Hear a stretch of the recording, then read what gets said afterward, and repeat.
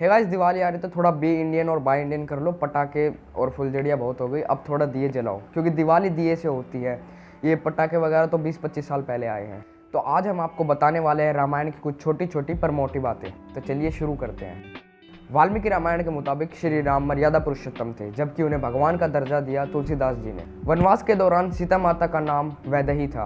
रामायण के हर 1000वें श्लोक के बाद जो पहला अक्षर आता है उससे गायत्री मंत्र बना है। तो रामायण में 24 श्लोक हैं, तो इसी वजह से रामायण में 24 अक्षर हैं। तीसरा, राम, लक्ष्मण, भरत, शत्रुघ्न के अलावा इनकी एक बहन भी थी जिनका नाम शांता था, जिसे महाराजा दशरथ ने रोपड़ा के राजा अंग देश को गोद दे दिया था। चौथा, श्री राम विष्णु जी के अवतार माने जाते हैं और लक्ष्मण शेषनाग के। लेकिन क्या आपको पता है कि भरत और शत्रुघ्न किनके अवतार माने जाते हैं? भरत विष्णु जी के सुदर्शन चक्र के अवतार माने जाते हैं और वहीं शत्रुघ्न उनके शंख के। पांचवा, जिस धनुष को श्री राम ने सीता माता के स्वयंवर में तोड़ा था उस धनुष का नाम पिनाक था। ठीक उसी नाम से हमारे भारत में एक मिसाइल भी है। छठा, टी पर रामायण देखते हुए आपने जिस लक्ष्मण रेखा को देखा था उस लक्ष्मण रेखा का जिक्र वाल्मीकि रामायण में है ही नहीं। इसे भी तुलसीदास जी ने अपनी कल्पना और उस वक्त समाज में फैल चुकी मर्यादाओं के कारण शामिल किया था। और तुलसीदास जी अकबर और महाराणा प्रताप के काल के हैं। सातवां, क्या आपको पता है श्री राम के लिए न्याय सर्वप्रिय था, जिसके लिए श्री राम ने लक्ष्मण जी को मृत्युदंड तक दे दिया था। वह कुछ यूं कि यमराज अपने झोटे में बैठ के श्री राम को लेने आए थे, ऋषि का रूप लेके।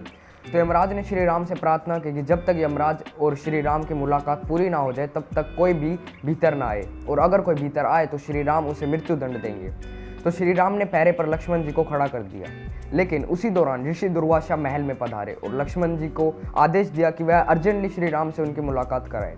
मुलाकात ना कराने पर उन्होंने पूरी अयोध्या को श्राप देने की धमकी दी। अब लक्ष्मण जी ने सोचा कि अयोध्या को श्राप से बचाने के लिए और ऋषि दुर्वासा को श्री राम के कमरे में जाने से रोकने के लिए वह स्वयं ही उनके कमरे में घुस गए। उस वक्त यमराज अपने वास्तविक रूप में आ गए थे। तो यमराज को दिए गए वचन के कारण श्री राम को लक्ष्मण जी को मृत्युदंड देना पड़ा। ऋषि दुर्वासा श्री राम को उसी यमराज के आगमन से चिताने आए थे और इसी वजह से वह श्री राम से मिलने के लिए इतने आतुर थे।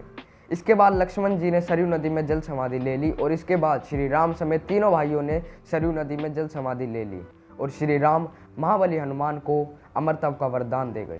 क्या आपको पता है भारत में पुराने वक्त में फैली वर्ण व्यवस्था के मुताबिक महाबली हनुमान शूद्र वर्ण में आते हैं। वाल्मीकि रामायण के मुताबिक रावण ने सीता माता का हरण एक सोने के रथ में किया था, जबकि पुष्पक विमान का जिक्र तुलसीदास जी के रामायण में पाया जाता है। 10वां, जिस धनुष को श्री राम ने सीता माता के स्वयंवर में तोड़ा था उसे सीता माता ने बचपन में मंदिर की सफाई करते हुए उठा लिया था। 11वां, वाल्मीकि रामायण के मुताबिक जब श्री राम और सीता माता का विवाह हुआ तब श्री राम 13 साल के थे और सीता माता 6 साल की, और जब वह वनवास के लिए जा रहे थे तब श्री राम 24 साल के थे और सीता माता 18 साल की। 12वां, भारत में कुल 1400 से भी ज़्यादा तरीके की रामायणें मिलती हैं।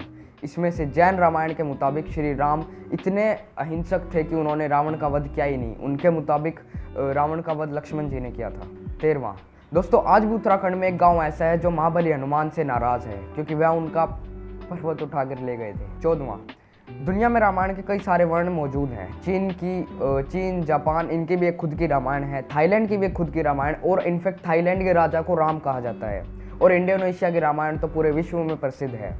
शायद ही भारत में ऐसी रामायण होती हो। रामायण की पूरी कहानी हिमालय से शुरू होकर दक्षिण में श्रीलंका तक फैली है।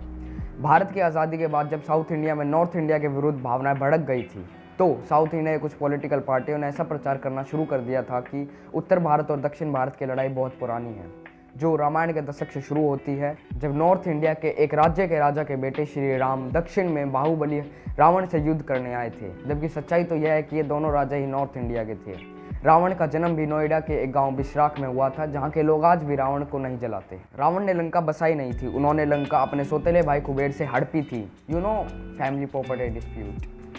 और बाकी तो भाई ऊपी के लौंडे थे, गजब तो करना ही था। दोनों शिव भक्त थे, दोनों महाज्ञानी थे। रावण थोड़े ज़्यादा पढ़ लिए थे। यार सब बड़े लोग यूपी बिहार में जन्म लेते हैं, हमारे हरियाणा में तो कोई जन्म ही नहीं लेता, बस यहाँ लड़ने आते हैं और कुछ काम नहीं। खैर वीडियो अच्छी लगी हो तो चैनल सब्सक्राइब कर देना, वीडियो को लाइक कर देना और मिलते हैं अगली वीडियो में। रामायण पढ़ो, खुश रहो।